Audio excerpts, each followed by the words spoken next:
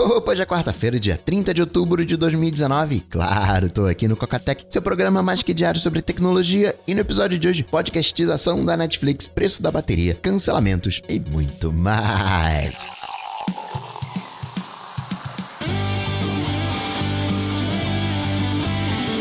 Dicas, produtividade, tecnologia, opinião, comportamento, tendência, notícias.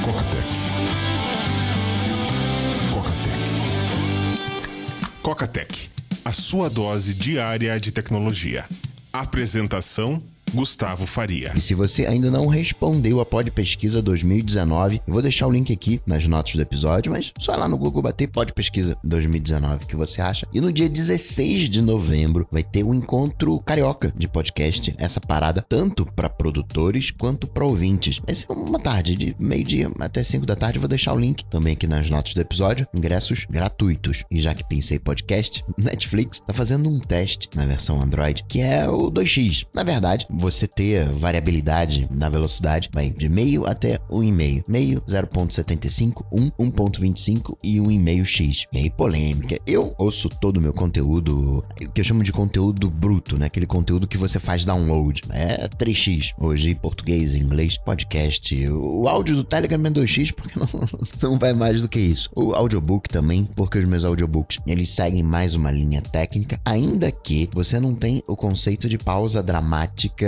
em livro. O autor, sabendo pontuar, sabendo escrever, ele consegue gerar uma tensão, ele consegue ir com você devagarinho até aquele ponto, mas você não tem necessariamente um ritmo associado. Por quê? Porque você não tem um ritmo de leitura único. Eu leio numa velocidade, digamos aqui, 1x, o cara aqui que tá do lado tá lendo em 1.1x, o cara que tá mais atrás tá lendo em 0.9. Você tem essa variabilidade quando você tá fazendo uma leitura. Agora, quando é um filme, quando é uma série, quando é uma música, você tem um ritmo pré-estabelecido. Aquela pessoa que concebeu a obra, no caso do filme e a série, o diretor colocou uma câmera tal, uma luminosidade tal para passar uma ideia tal, colocou o foco em determinado item, depois moveu para outro para te dizer para onde olhar. Você tem um ritmo pré-estabelecido e não tem como você desacelerar, né? O cara foca a câmera numa coisa, não tem como você olhar pro outro lado. Você pode até olhar pro outro lado, mas você vai ver uma imagem toda borrada e ainda assim você não tem a visão 360, você enxerga pelos olhos do diretor, pelo ritmo, aqui já que a gente tá falando de 2x, pelo ritmo do diretor, pelo ritmo de quem fez a música e por aí vai. Apesar de ser um baita defensor de 2x e usar 2x e defender também que cada um pode fazer aquilo que quiser, opção nunca é demais, então sim, tem que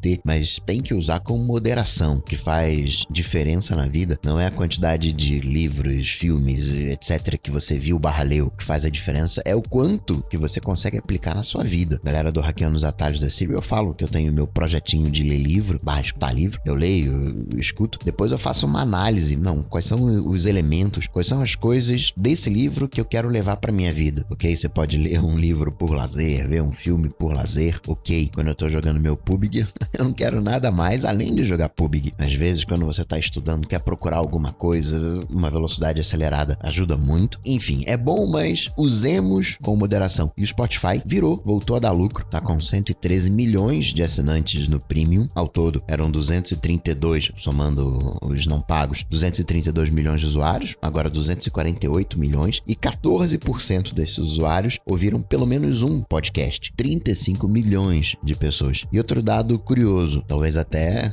esse seja o motivo do lucro. Essas pessoas que ouvem podcast, elas têm mais inclinadas a usarem conta paga. Não necessariamente uma relação de causa e efeito, é todo aquele entorno, todo aquele conjunto. Da mesma maneira que o usuário Apple, ele é menos propenso a fazer uso de pirataria, porque tem lojinha, porque a coisa é um pouco mais fechada. Tem também a questão das pessoas que compram esses produtos, que é mais caro, de quererem uma solução fechada. Muito caro esse negócio aí, vou comprar o outro aqui. Não, esse computador é muito caro, vou montar o meu. Tem N fatores, mas é um dado interessante.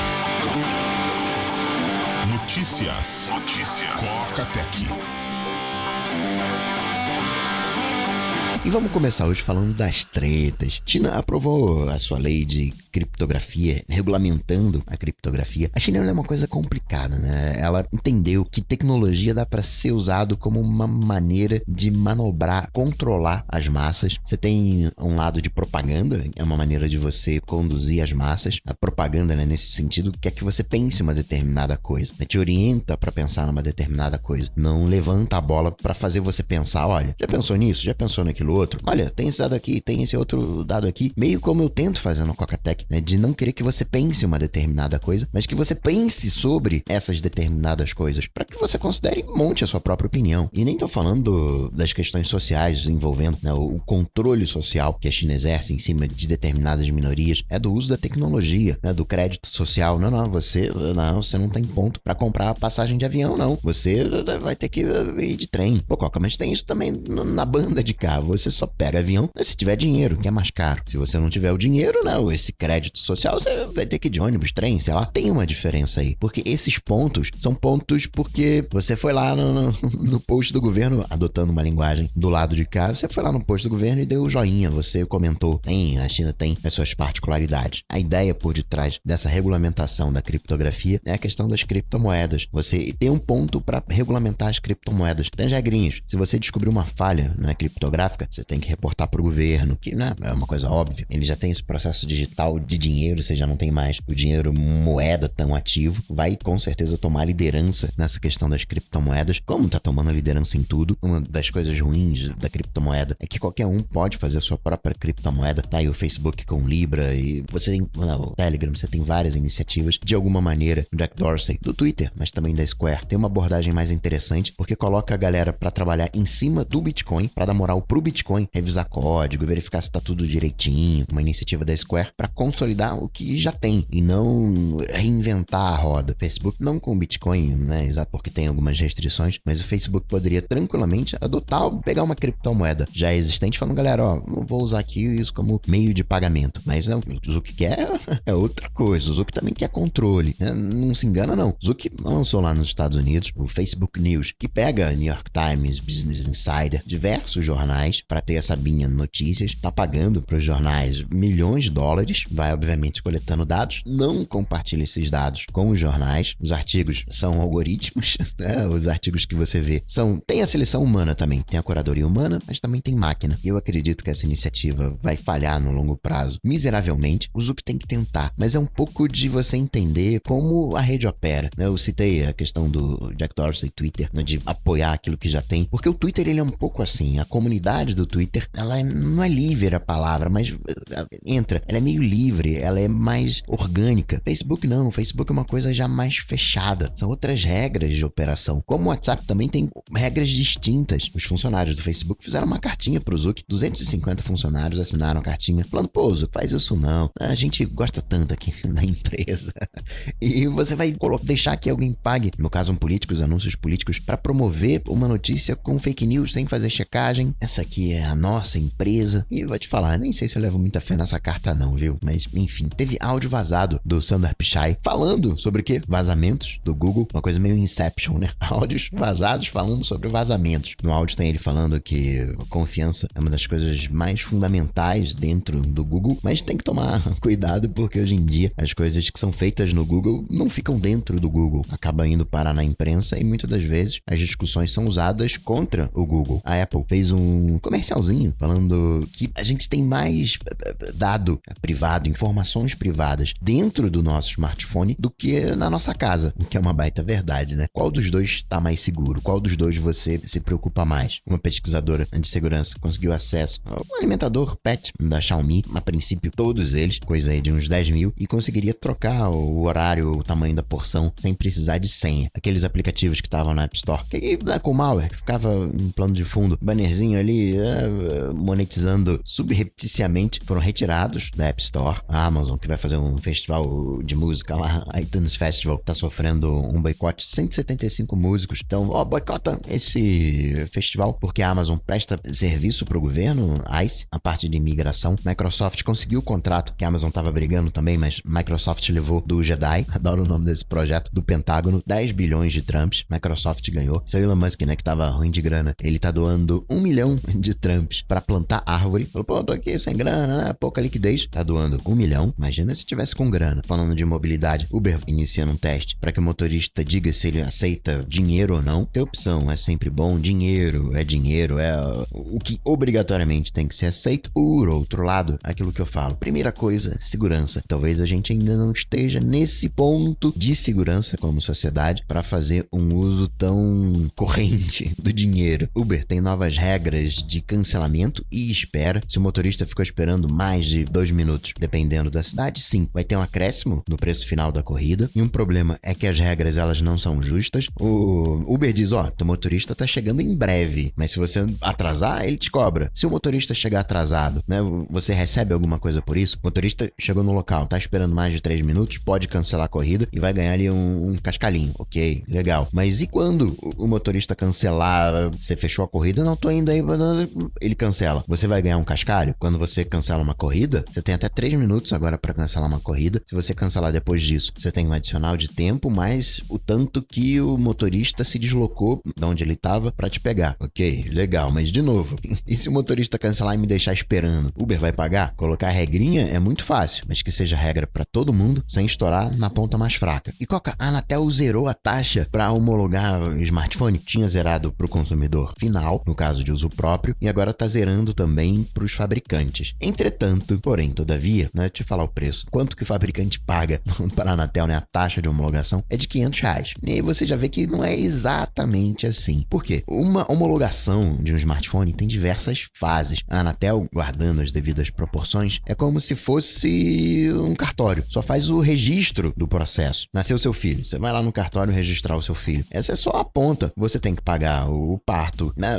Trocentas coisas. E aí chega lá no cartório, tem o filho que queria registrar. E com homologação é a mesma coisa. Você tem um certificador, propriamente tal, que é designado pela Anatel. É esse certificador que vai falar pro fabricante, olha, você precisa desse documento, né, desse teste, desse outro aqui, mas esse outro aqui, vai lá naquele laboratório e consegue aqui esses testes. Aí, de posse dos testes, encaminha para a Anatel com R$500 e é emitida uma homologação. O certificador, às vezes, meio que de despachante. Quem executa os testes, propriamente tal, nem é ele, é o laboratório. Uma homologação leva aí mais ou menos uns 2 meses. Fica coisa de 1 semana, 2 semanas com o despachante, né, o certificador. No laboratório ali, 2 semanas, 3 semanas. E depois outro 1 mês na Anatel para sair o certificado. Mas a taxa Anatel, entre aspas, é baratinha, R$500. Essa taxa é que foi zerada. O custo para você fazer uma homologação tá girando aí 50, 60, 100 mil reais de IA. Uma iniciativa interessante do Facebook, que é despersonalizar a pessoa. Pega uma foto sua, um vídeo seu, e para que você não seja identificado, muda um pouquinho. Esse é um uso que é interessante, porque não são palavras que estão sendo colocadas na minha boca. São as palavras que eu falei. Por algum motivo, eu quero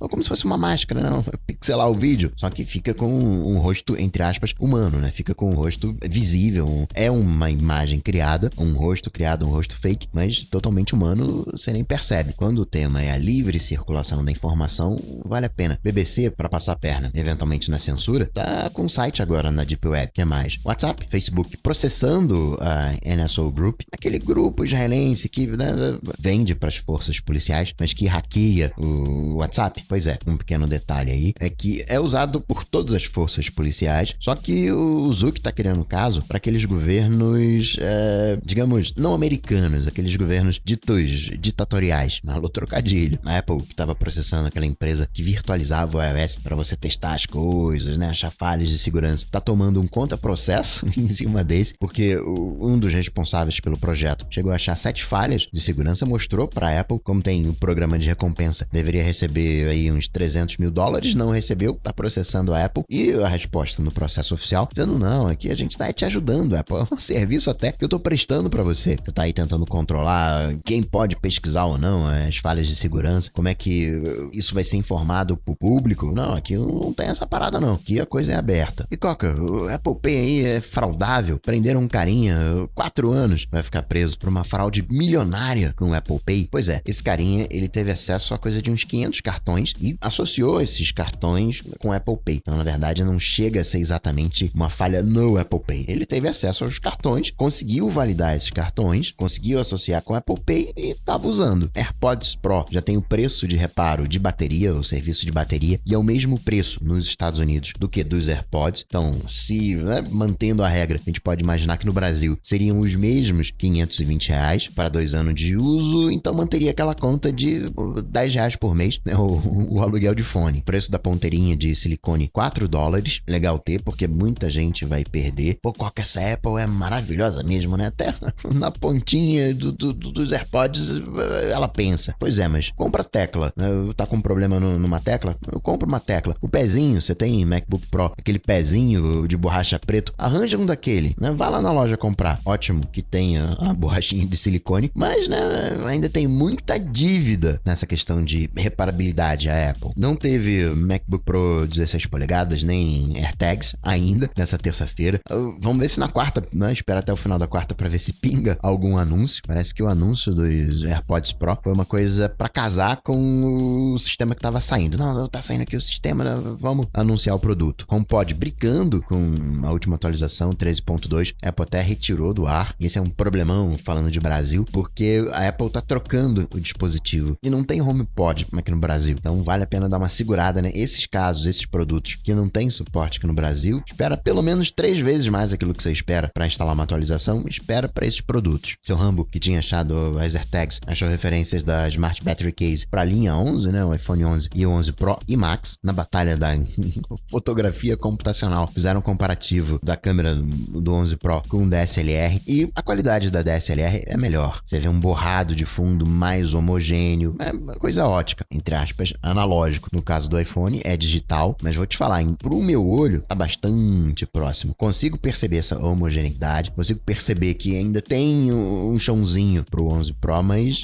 faz sentido chamar o iPhone 11 de Pro por causa da câmera. E para finalizar, que eu já falei demais, DJI anunciou o Mavic Mini, chega 11 de novembro. Eu não vi ainda as especificações completas, mas toda vez que eu vejo esses droninhos, dá uma vontade de comprar. E por último, registrar que nessa terça-feira a internet completou, ou pelo menos a sua fundamentação, completou 50 anos, porque foi a primeira vez que 2 computadores se conectaram e trocaram informações. Não foi lá a melhor comunicação do mundo, só conseguiram digitar LO, era para digitar login, digitaram LO e a conexão caiu, mas foi a primeira WAN, primeira rede de longa distância, que é o fundamento da internet. A origem, até curiosamente, bem próxima ao que a gente entende hoje como computação em nuvem, porque você tinha a guerra espacial e para isso você precisava de acesso a computadores, e aí a galera notou que você tinha muito computador ocioso. Poxa, por que eu vou construir aqui um computador? E a gente tá falando de mainframes que eram armários, difícil de você manter. Não é um computador pessoal, né, que você carrega debaixo do braço como a gente entende hoje. Era outro modelo de computação. Então por que eu vou ter esse trambolhão aqui que é complicado se tem ao redor do país trocentos computadores ociosos? Deixa eu usar, deixa eu me conectar nesse computador e usar essa capacidade ociosa do computador. Computação em nuvem. Esse foi o rascunho, fizeram a WAN 50 anos depois, a nossa internet. E assim, caneta azul, azul caneta, vou ficando por aqui, mas eu volto, claro, você sabe, amanhã, quinta-feira. Abraço pra vocês, até amanhã. Tchau, tchau. Esse programa só chega até você graças aos patrões do Cocatec. Se você curtiu o projeto, considere se tornar um patrão, apoiando em coca.tech/patrão. Cocatec.